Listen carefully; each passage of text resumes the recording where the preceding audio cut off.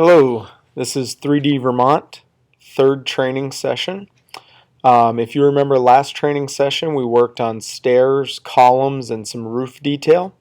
This one we're going to work on how to make the other sides quickly and easily, as well as some different styles of roof.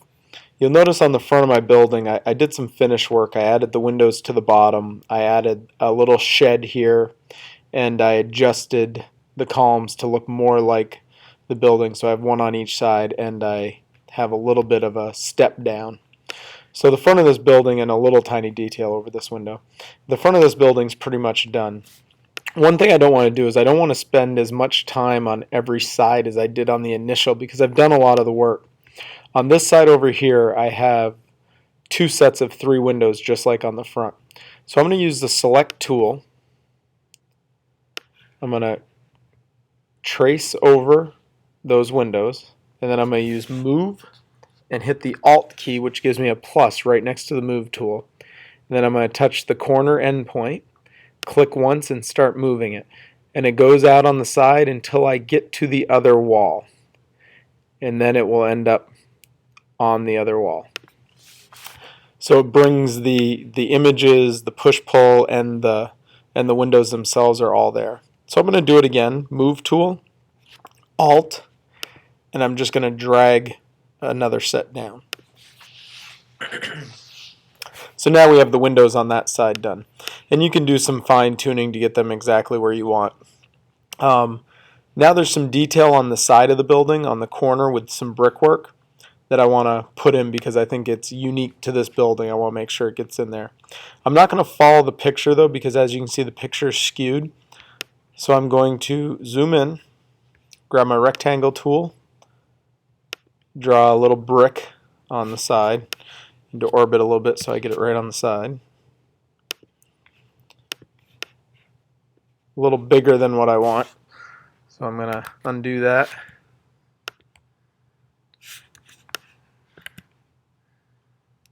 Okay, that's better. I'm going to push-pull it out 4 inches.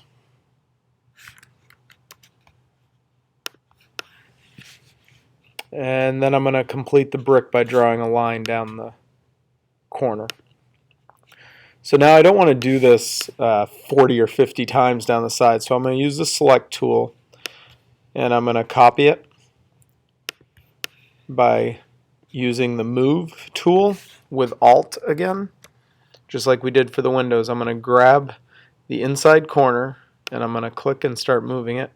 And then I'm going to hit O to orbit to the other side because I want to put this on the other side. I'm going to click the move tool again, which is the M on the keyboard. And then I'm going to line it up. So now I have a brick on both sides. Then I'm going to use the push-pull tool and drag it out and touch anywhere on this face so it's the exact same push out as the initial brick. And then I'm going to click again. Then I'm going to use the erase tool, erase the excess lines, and there's also one underneath that I need to erase. And then I'm going to work on what's going to connect these bricks all the way down. So I'm going to use the rectangle tool, find the midpoint, which is nice. It goes from red square to a blue circle for the midpoint. I'm going to click once, touch the corner. I'm going to do it again on this side. Find the midpoint, click once, touch corner. Now I'm going to erase these inside lines, and then I'm going to orbit a little bit.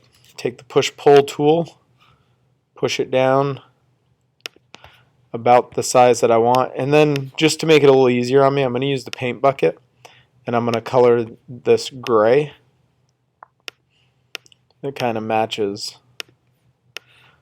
what it is on the building. So now I'm going to do the same thing with the select tool. I'm going to trace a rectangle around this, which selects all the faces, all the lines, and then I'm going to do a move copy. So move tool and alt. I'm going to click on the top outside corner, drag it down, and then click on the bottom outside corner.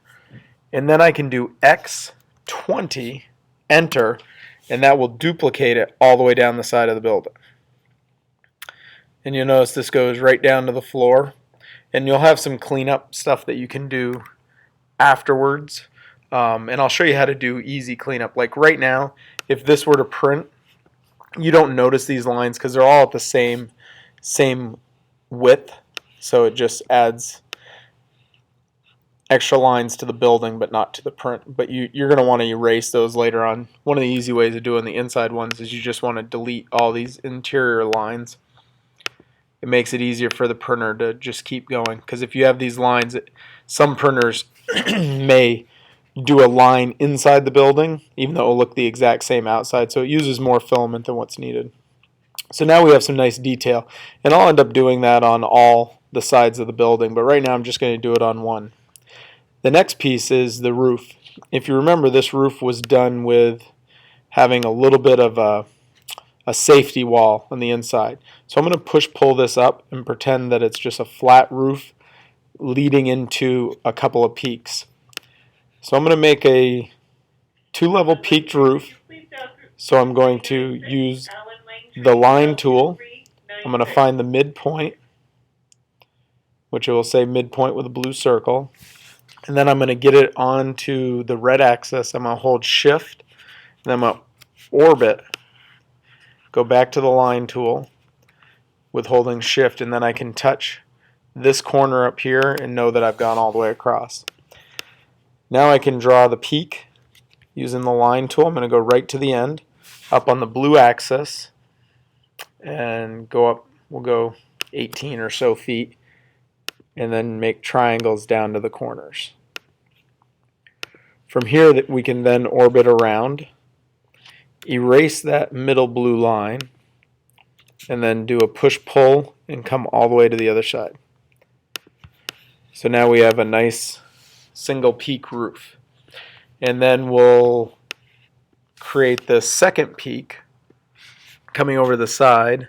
We'll find the midpoint, go straight up on the blue axis holding shift, and this one we know that we went 18 feet the first time, so we'll do 15 feet roughly this time, and then do the same thing. And then we'll erase the line,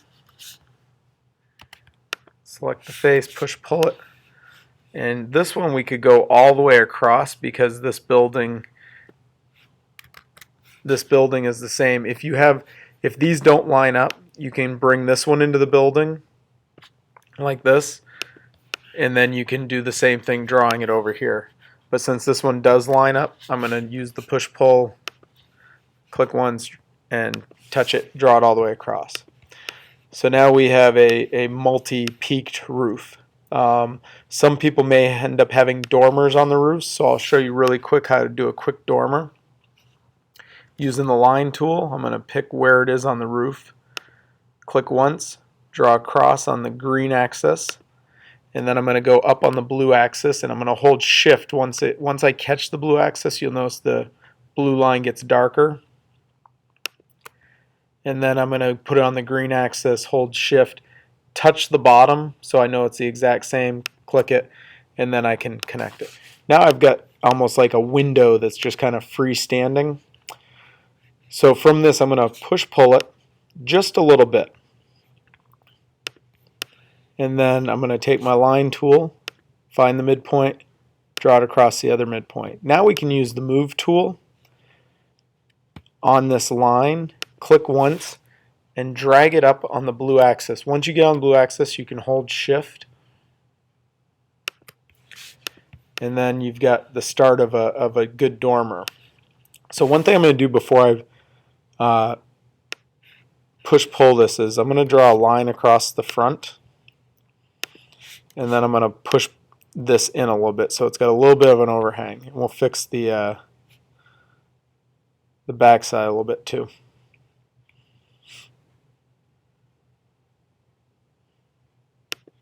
Okay, and then I'm going to go behind the window, push pull, and I'm going to drag this one right into the building.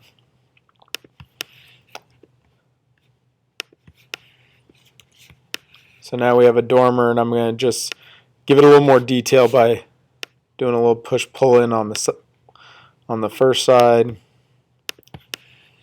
and then second side. So now we've got a decent dormer.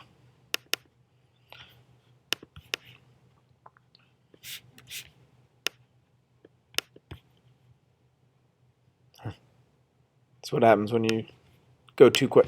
Okay, so now we have a decent dormer. We can also put a window on this. Draw a rectangle, push-pull it in. We'll do the normal 6 inches, and now we've got our dormer.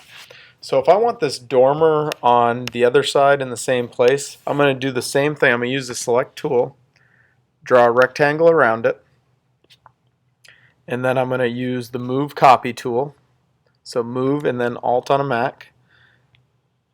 I'm going to grab the intersection, click once, and then it's on the green axis. I'm going to hold Shift, go all the way across, and throw it on the other side. So now we have a couple of extra dormers. These aren't actually on this building, but many of the buildings that you do will have dormers. You could do the same thing for a chimney. So I'll throw a chimney on the back here.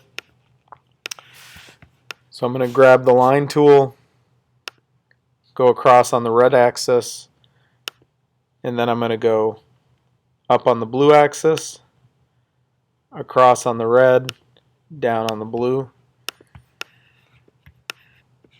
Then I'll push-pull this, and then we can push-pull it up. And from here, if you wanted to add some extra detail, you could use the offset,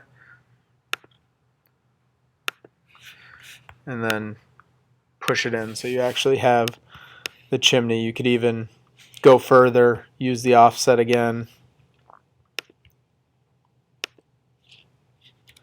and then push-pull it up. So even though this isn't the way this building looks, I imagine many of you will have buildings that look like this.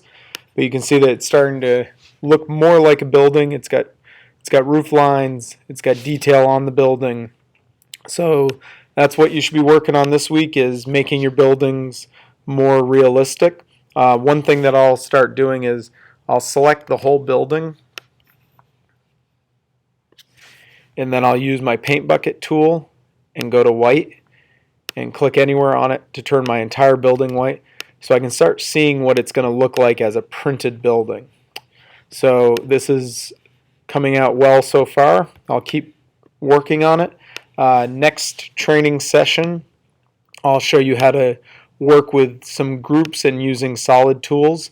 So if you have additional buildings or garage attachments that you want to add to your building, I'll show you a quick, easy way to do that.